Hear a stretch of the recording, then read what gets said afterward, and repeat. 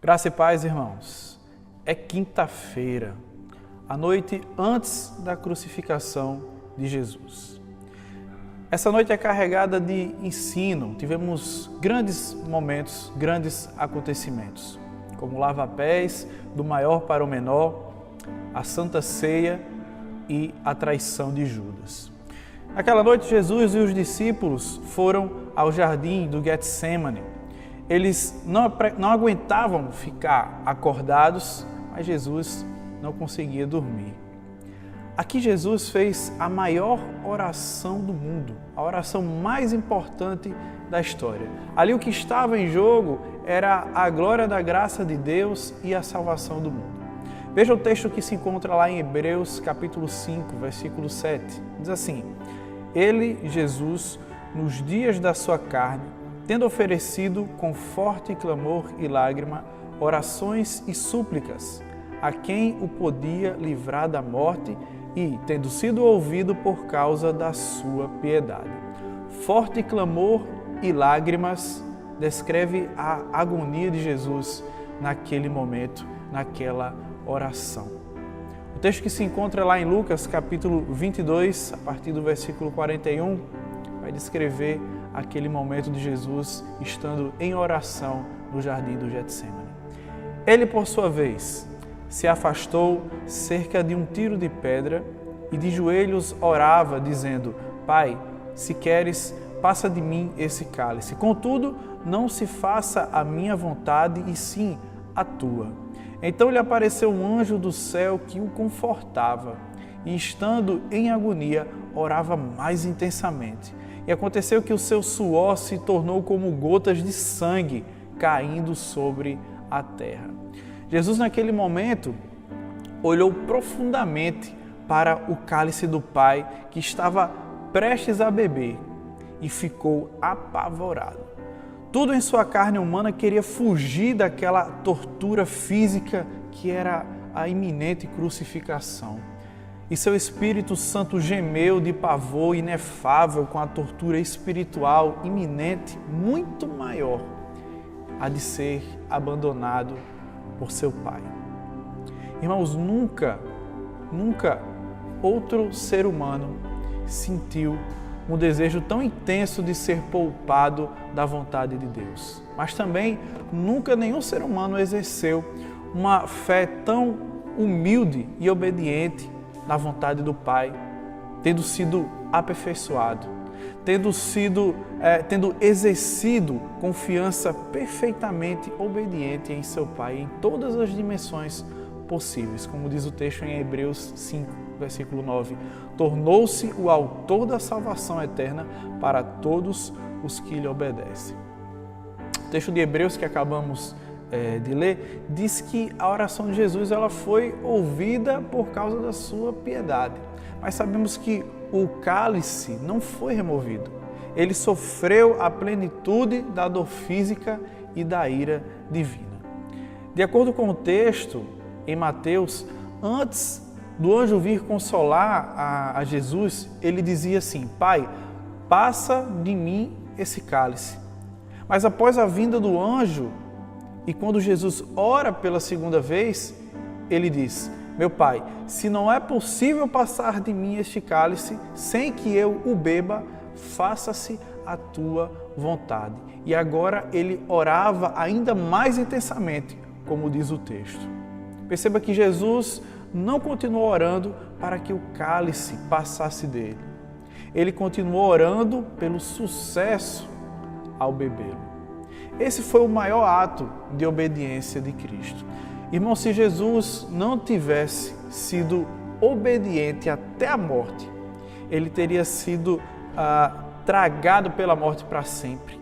E não haveria ressurreição, não haveria salvação e nenhum mundo futuro cheio da glória, da graça de Deus e dos filhos de Deus. Foi por isso que Jesus orou a quem o podia livrar da morte. Isso é, salvá-lo de uma morte que não traria sucesso em sua missão salvadora. Há salvação para todos os que creem, irmãos. Haverá um novo mundo cheio da glória, da graça de Deus e dos filhos de Deus. E tudo isso devido à maior oração do mundo. Mais cedo também, naquela noite, Jesus compartilhou com seus discípulos a refeição pascual mais maravilhosa de todos os tempos. Diz o texto que Jesus desejou ansiosamente comê-la com eles, pois a grande Páscoa, aquela para a qual a Páscoa lá no Egito era um tipo de sombra, era apenas uma sombra, ela estava prestes a acontecer naquela noite, naquele momento. O anjo da morte agora viria para reivindicar o filho primogênito. Mas esse filho primogênito, sendo tudo em todos, como diz Colossenses 3:11, também era o Cordeiro Pascal, que seria morto para tirar os pecados do mundo. Tudo aquilo que no Antigo Testamento apontava para Cristo, tudo aquilo que foi profetizado em todos os livros do Antigo Testamento, agora estava prestes a se cumprir. Já estava se cumprindo com a vinda de Cristo aqui na terra e estava para se concretizar o plano de Deus, o plano de salvação. O Filho primogênito, eternamente obediente, o Cordeiro Imaculado de Deus, tomaria sobre si todos os pecados dos filhos e filhas da desobediência, como diz em Efésios capítulo 5, versículo 6. Seu sangue os cobriria, eles receberiam sua justiça e eles seriam para sempre protegidos do golpe do anjo da morte. Veja que ligação, como os acontecimentos do Antigo Egito, do Velho Testamento, agora apontam para exatamente o que vivenciou o nosso Salvador. Assim, o primogênito de muitos irmãos, o grande Cordeiro Pascal, naquela noite ele tomou o pão e vinho e disse aos 11 daqueles irmãos, aos discípulos: este é o meu corpo. Também disse: este é o meu sangue. E ao fazer isso, a antiga Páscoa foi aqui incluída na nova Páscoa. Daquele momento em diante, a nova refeição da Páscoa seria comida sempre em memória de Jesus. Nessa quinta-feira, que nós possamos trazer à memória a oração de Jesus ali no Getsemane e que possamos tomar as suas palavras como exemplo. Possamos agir com obediência e sujeitarmos sempre à vontade de Deus. Que nos momentos difíceis nós peçamos sim, para que, se possível, Deus afaste de nós um cálice amargo, mas que sempre seja feita a vontade dEle em nossa vida. Diz o texto em 1 Pedro capítulo 1, porque a vontade de Deus para nós, por mais dolorosa que seja, agora resultará em alegria indizível, incalculável e cheia de glória, obtendo o fim da vossa fé, a salvação da vossa alma. Glória a Deus por isso.